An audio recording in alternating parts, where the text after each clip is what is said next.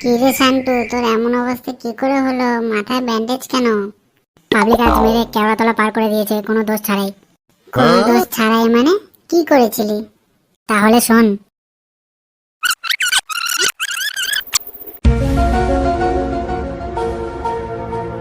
যাক, ছবিটা অনেকদিন পর পেলাম।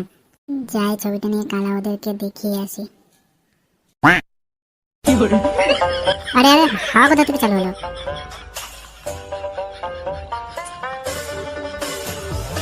দিদি শাড়িটা ওঠান, ছবি তুলবো। কি বলি তুই? কি বলি তুই? না মানে দিদি। আরে কে কোথায় আছে শুনছো? এই হতচ্ছাড়াটা কি বলছে আমাকে দেখো। আরে কি হয়েছে রে এখানে? হতচ্ছাড়াটা বলছে দিদি শাড়ি তোলো, ছবি তুলবে নাকি। মারো শালাকে। কি বলি তুই তুই কি বলি? সবাই মারো মারো মারো।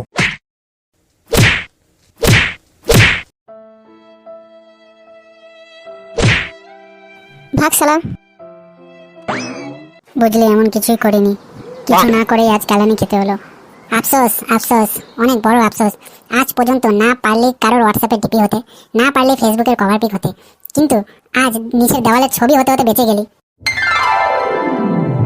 আরে চিকু, কোথায় গিয়েছিলি? সরকারি চাকরি নিতে গিয়েছিলাম।